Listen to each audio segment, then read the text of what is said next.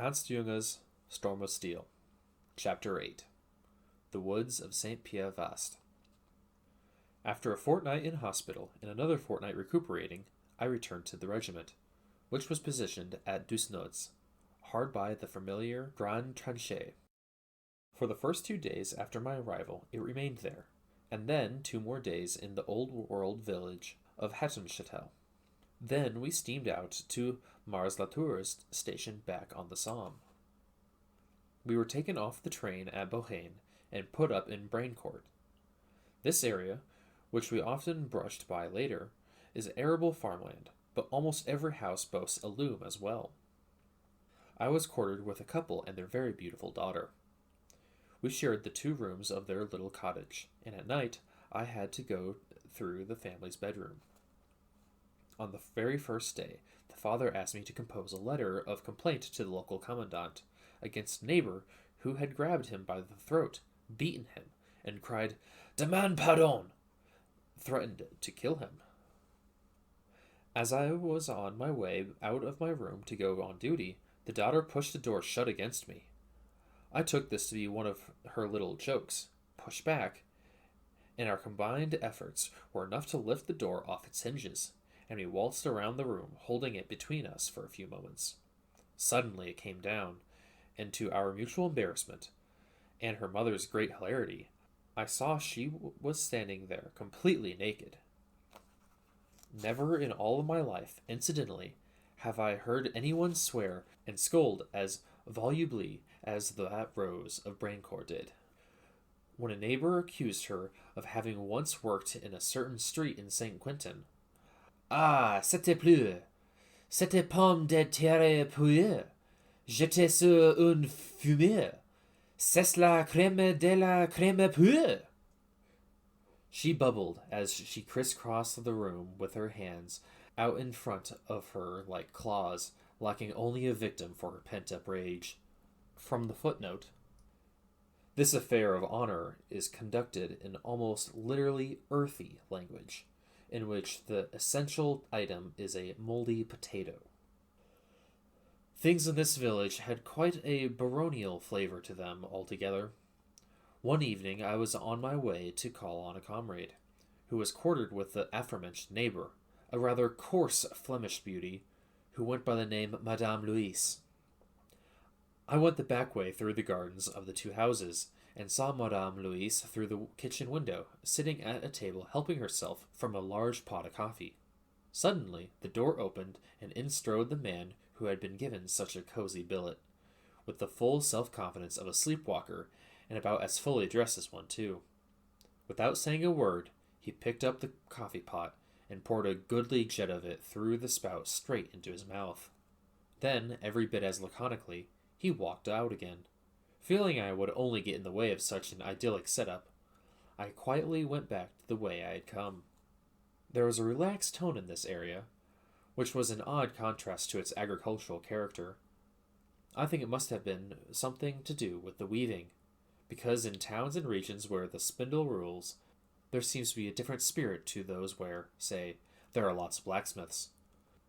As we had been settled in various villages and hamlets by the company, there was only a small group of us in the evenings. Our clique normally consisted of Lieutenant Boche, who commanded the 2nd Company, Lieutenant Heilemann, a dogged warrior who had lost an eye, Ensign Gonek, later to join the Paris Airmen, and me. Every night we dined on boiled potatoes with tended goulash, and afterwards the playing cards came out and the odd bottle of Polish Rider or Benedictine. The dominant personality was Heilemann, who was one of those people who are resolutely unimpressed by anything. He was staying in quite a nice billet, had had quite a bad wound, had witnessed quite a sizable funeral.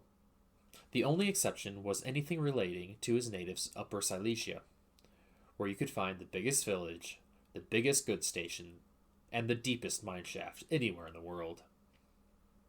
I was now to be used as a scouting officer, and had been assigned to the division with a scout troop and 2 NCOs. Special assignments like that were really not my line, because to me the company was like a family. and I was loath to leave it before a battle. On 8th November, the battalion traveled through streaming rain to the now entirely depopulated village of Gonlieu. From there, the scout troop was detailed to Learmont and put under the command of the divisional intelligence officer, Captain Bockelmann. Along with 4 of us troop leaders, a couple of observation officers, and his personal adjutant, the captain occupied a priest's spacious home, whose rooms we divided among ourselves. On one of our first evenings there was a long conversation in the library about the German peace proposals, which had just been made known. Bockelmann put an end to it by remarking that during a war no soldier should be permitted to say the word peace. Our predecessors familiarized us with the position of the division. Every night we had to go to the front. Our task was to reconnoiter the situation, test the communications between the units, and make a picture of everything, so as to put in reinforcements if need be and perform special duties. My own allotted area was just left of the woods of St. Pierre Vaast, and against another nameless wood. The scene at night was muddy and wild, often with heavy exchanges of artillery. Frequently, yellow rockets were shot off that blew up in the air, and sent a rain of fire cascading down, of a color that somehow reminded me of the tone of a viola. That very first night, I lost my way in the pitch black, and almost drowned in the swamps of the Tortilla stream. It was a place of unfathomable mystery. Only the night before, a munitions cart had disappeared without a trace in a vast shell crater hidden under a crust of mud. Having made good my escape from this wilderness, I tried to make my way to the nameless woods, where there was a low level but unremitting shelling going on. I headed for it pretty insouciantly, because the dull sound of the detonations suggested that the British were shooting off some rather veteran ammunitions. Suddenly, a little puff of wind brought up my sweetish oniony smell, and at the same time I heard the shout go up in the woods. "Gas! Gas! Gas!" From a distance, the cry sounded oddly small and plaintive, not unlike a chorus of crickets. As I heard the next morning, in that hour in the woods, a lot of our men died of poisoning from the clouds of heavy phosgene nestling in the undergrowth. With weeping eyes, I stumbled back to the Vaast woods, plunging from one crater into the next, as I was unable to see anything through the misted visor of my gas mask. With the extent and inhospitableness of its space, it was a night of eerie solitude. Each time I blundered into sentries or troops who had lost their way, I had the icy sensation of conversing not with people, but with demons. We were all roving around in an enormous dump somewhere off the edge of the charted world. On the 12th of November, hoping for better luck, I undertook my second mission, which was to test the communications between units in our crater positions. A chain of relays concealed in foxholes led me to my destination. The term crater positions was accurate. On a ridge outside the village of Rancourt, there were numerous craters scattered, some occupied by a few soldiers here and there. The dark plain, crisscrossed by shells, was barren and intimidating. It wasn't long before I had lost communication with the chain of craters, and so I headed back, in case I fell into the hands of the French. I encountered an officer I knew from the 164th, who warned me not to hang around as it got lighter. Therefore, I strode rapidly through the nameless woods, staggering through deep pits, over felled trees, and an almost impenetrable tangle of branches. By the time I emerged from the woods, it was day. The cratered field stretched out ahead of me, apparently endlessly, with no sign of life. I paused, because unoccupied terrain is always a sinister thing in a war. Suddenly, a shot rang out, and I was hit in both legs by a sniper's bullet. I threw myself into the nearest crater and tied up the wounds with my handkerchief, having of course forgotten my field dressing. A bullet had drilled through my right calf and brushed the left. Extremely carefully, I crawled back into the woods, and hobbled from there through the heavily shelled terrain towards the dressing station. Just before I reached it, there was an instance of the way tiny imponderables can determine one's fate in a war. I was roughly 100 yards from the crossroads when the commander of the digging detail I'd been with in the Ninth Company called out for me. We had been speaking for barely a minute when a shell landed on the crossroads, which, but for this chance meeting, would probably have cost me my life. It is hard to see these things as completely random. After dark, I was carried on a stretcher as far as Nurlu, from where the captain picked me up in a car. On the road, lit up by enemy searchlights, the driver suddenly braked. There was a dark obstacle in the way. "Don't look," said Buckleman, who had his arm around me. It was a group of infantry with their leader, who had just been killed in a direct hit. The comrades looked like peaceful sleepers as they lay together in death. In the priest's house, I was given some supper. At least inasmuch as I lay on the sofa in the common room enjoying a glass of wine. But this coziness was quickly interrupted by Lyrimon's evening blessing. Bombardments of towns and buildings are especially disagreeable, and so we hurriedly moved down to the cellar, having heard a few times the hissing song with which the iron messengers announced themselves, before they finished in the gardens or among the roof beams of neighboring houses. I was rolled up in a blanket and carried downstairs first. That same night, I was brought to the field hospital in Villeret, and then to the military hospital in Valenciennes. The military hospital had been set up in a school building close to the station, and it was presently housing 400 severe cases. Day after day, a procession of corpses left its portals to a leaden thump of drums. Doctors did their bloody best at a row of operating tables. Here a limb was amputated, there a skull chipped open, or a bandage that the flesh had grown over was peeled away. Whimpers and cries echoed through the harshly lit room, while white-clad sisters bustled efficiently from one table to the next with instruments or bandages. In the bed next to mine lay a sergeant who had lost a leg, and was fighting a bad case of blood poisoning. Mad periods of fever alternating with cold shivering. His temperature chart performed leaps like a wild mustang. The doctors tried to keep him alive on champagne and camphor, but the needle seemed to be pointing unmistakably towards death. What was strange, though, was that, having been delirious for the past few days, at the hour of his death he was once more completely lucid, and made some arrangements for what was to be done afterwards. For instance, he had the sister read him his favorite chapter of the Bible. Then he took his leave from all of us, by asking our forgiveness for having kept us up at night so often with his fever attacks. At the end, he whispered in a voice to which he tried to give a humorous inflection, "Hey, Fritz, got any bread for me?" And a few minutes later, he was dead. That last sentence was a reference to our male nurse, Fritz, an elderly man, whose accent was sometimes imitated, and we were profoundly moved by it, because it showed the dying man's wish was to cheer us up. It was during this stay in the hospital that I suffered an attack of the glooms, a contributing factor in which was surely the memory of the cold, slimy landscape where I had been wounded. Every afternoon, I would hobble along the banks of a bleak-looking canal under bare poplars. I was especially upset not to have been able to participate in the regiment's attack on the woods of St. Pierre Vaast, a shining effort that won us several hundred prisoners. After 2 weeks, when my wounds had pretty much closed, I returned to my troop. The division was still based where I had left it. As my train rolled into Epinay, there was a series of explosions outside. The twisted wreckage of freight wagons lying by the rails showed that the attack was in earnest. "What's going on here?" asked the captain, who appeared to be fresh out of Germany.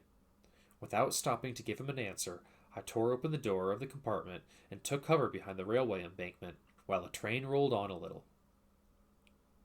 None of the passengers had been hit, but a few bleeding horses were led out of the cattle car.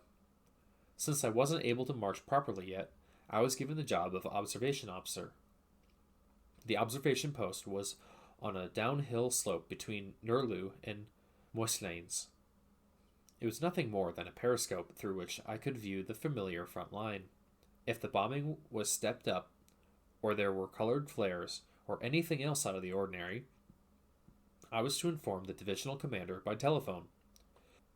For days, I perched shivering on a little stool behind the 2 layers of glass, and the only variety on offer was if the line broke down.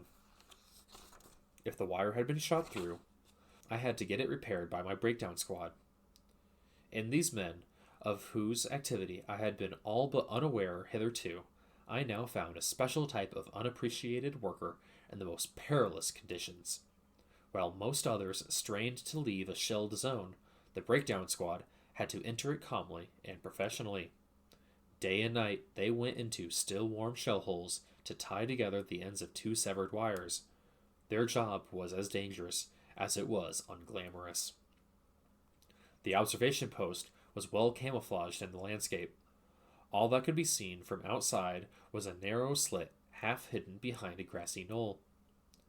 Only chance shells ended up there, and from my safe hiding place, I was able to follow the activities of individuals and units that I hadn't paid much attention to when I myself had also been under fire.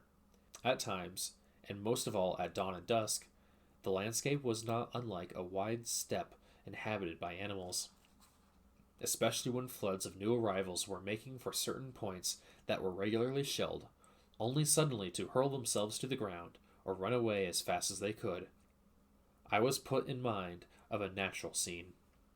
Such an impression was so strong because my function was a little like that of an antenna. I was a sort of advanced sensory organ, detailed to observe calmly all that was happening before me and inform the leadership. I really had little more to do than wait for the hour of the attack. Every 24 hours, I was relieved by another officer, and I recovered in Nurlu, where there were relatively comfortable quarters set up in a large wine cellar. I still remember long, pensive November evenings, smoking my pipe by the stove in the little vaulted space, while outside in the ravaged park, the fog dripped from the bare chestnut trees, and the occasional echoing blast of a shell broke the stillness. On the 18th of December, the division was relieved, and I rejoined my regiment, now on rest in the village of Fresnoy-le-Grand. There, I took over command of the 2nd Company from Lieutenant Boje, who had a spell of leave. In Fresnoy, the regiment had 4 weeks of uninterrupted rest, and everyone tried to make the most of it. Christmas and New Year's were marked by company parties, at which the beer and grog flowed. Only 5 men were left of the 2nd Company with whom I had celebrated Christmas in the trenches at Monchy a year ago. With Ensign Gornick and my brother Fritz, who had joined the regiment for 6 weeks as cadets, I occupied the living room and 2 bedrooms of a French rentier. There I started to relax a little again, and frequently only got home when it was light. One morning I lay half asleep in bed, and a comrade came in to escort me to duty. We were chatting, and he was toying with my pistol, which, as usual, was on my bedside table, when he fired a shot that narrowly missed my skull. I have witnessed several fatal accidents in war that were caused by careless handling of weapons. Cases like that are always especially irritating. In the first week, there was an inspection by General Sontag, at which the regiment was praised for its deeds in the assault on the woods of St. Pierre Vaast, and numerous medals were given out. As I led the 2nd Company forward on parade, I caught a glimpse of Colonel von Oppen leaning across and talking to the general about me. A few hours later, I was ordered to Divisional HQ, where the general awarded me the Iron Cross First Class. I was all the more delighted, as I had followed the order, half thinking I was going to be carpeted for something. "It seems you have a habit of getting yourself wounded," the general said. "Well, I've got a little plaster for you." On the 17th of January, 1917, I was ordered to leave Fresnoy for 4 weeks to take a company command course at the French maneuvering grounds of Sissonne near Laon. The work was rendered very agreeable by the head of our section, Captain Funk, who had the gift of distilling the great plethora of regulations into a small number of basic principles. It is a method that always works, no matter where it is applied. At the same time, the victualling left something to be desired. Potatoes seemed to have become a thing of the past. Day after day, when we lifted the lids of our dishes in the vast mess hall, we found nothing but watery Swedes. Before long, we couldn't stand the sight of them, even though they're better than they're cracked up to be, so long as they're roasted with a nice piece of pork and plenty of black pepper, which these weren't. This has been Chapter 8 of Ernst Jünger's Storm of Steel.